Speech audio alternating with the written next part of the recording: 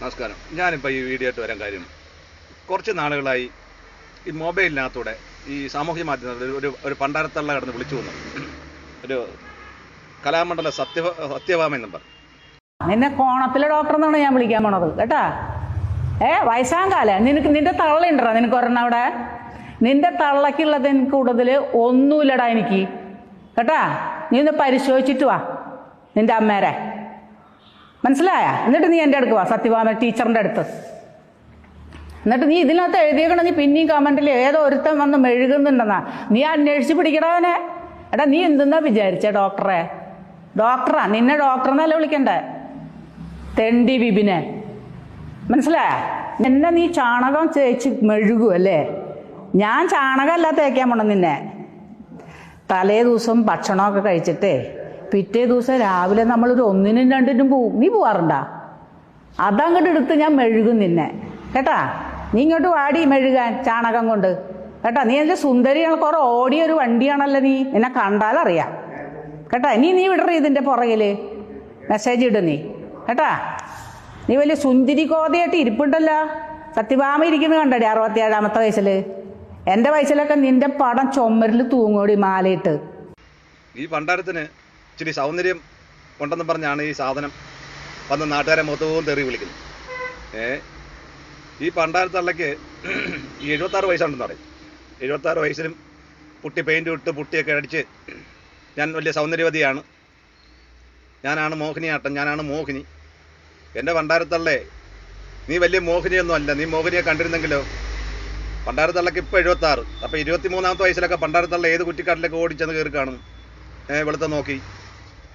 എൻ്റെ പണ്ടാരത്തള്ളേ, നിങ്ങൾ ഈ 76-ാമത്തെ വയസ്സിൽ ഈ മാതിരിയുള്ള ഈ നിങ്ങളുടെ വായിൽ നിന്ന് വീഴുന്നത് എന്തൊക്കെയാണ്? നിങ്ങളാണോ ഈ മോഹിനിയാട്ടം പഠിപ്പിക്കാൻ അർഹരായ ഒരു വ്യക്തി? അത് നമ്മുടെ സർക്കാർ ഇവളെയൊക്കെ അടിച്ച് പുറത്ത് കളയണം. ഇവളെയൊന്നും മോഹിനിയാട്ടം വെച്ചുകൊണ്ട് കിടക്കാനോ മോഹിനിയാട്ടം പഠിപ്പിക്കാനോ ഇതിനൊന്നും അർഹയല്ല ഇവള്. അതായത് എൻ്റെ അമ്മയുടെ പ്രായമുണ്ട് മോഹിനിക്ക്. ഈ മോഹിനി നിന്റെ ഉച്ചിഷ്ടം ഭാര്യയൊന്നും അല്ലല്ലോ നീ തിന്നോണ്ടിരുന്നത്. അതായത് കറുത്തവനും വെളുത്തവനും ഒക്കെ പാടത്ത് കിടന്ന് പണിയെടുത്തും വിയർത്തും അവരുടെ അരി സാധനങ്ങളൊക്കെ മേടിച്ച് നീ നക്കിയിട്ടാണ് നിനക്ക് ഇത്ര സൗന്ദര്യം കാര്യങ്ങളൊക്കെ വരുന്നത്. അത് നീ ഓർക്കുന്നുണ്ടോ മോഹിനി? അതൊക്കെ ഓർത്താലെന്ന് നന്ന്. നിന്നെയൊക്കെ പിടിച്ച് ചെയ്യേണ്ടത്, സത്യഭാമയെ പിടിച്ച് ചെയ്യേണ്ടതെന്ന് അറിയാം, മുള്ളുമരത്തെ കെട്ടിക്കയറ്റണം. എന്നിട്ട് അവിടെ നിന്ന് താപ്പോട്ട് മുകളിലോട്ടിട്ട് കപ്പിയിട്ട് വലിക്കുന്ന മാതിരി 3-4 വലി വലിക്കുമ്പോൾ നിന്റെ സോക്കേട് മൊത്തം മാറും. അതാണ് ചെയ്യേണ്ടത്. ഈശ്വരൻ ഒരു വെളുപ്പ് കൊടുത്തെന്ന് വിചാരിച്ചിട്ട് അവിടെ കടന്നങ്ങ് നാട്ടുകാരെ മൊത്തത്തിനെ കറുത്തവരെ കണ്ടുവിടാം, കറുത്തവൻ്റെ ഭക്ഷണ സാധനങ്ങൾ കണ്ടുവിടാം. അതൊക്കെ വലിച്ചൊരു കയറ്റം, കുഴപ്പമൊന്നുമില്ല.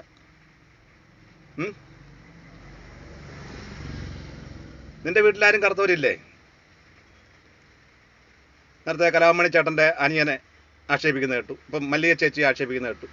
അവരൊക്കെ നിനക്ക് എന്താ കൂടുപാത്രമല്ല ചെയ്താൽ? ഈ കറുത്തവനും വെളുത്തനൊക്കെ ഈ ഭൂമി ജനിച്ചത് വളരുന്നതുവാ. അപ്പം നീ ഉച്ചിഷ്ടപ്പെടുന്നത് വല്ല വെളുത്ത വല്ല വന്നോടി? അത് ഉച്ചിഷ്ടം വാരി തിന്നാന്നോ നീ ഇത്രയും നാൾ ജീവിച്ചത്? സത്യഭാമേ, ഞാൻ നിന്നോടും ചോദിക്കുക.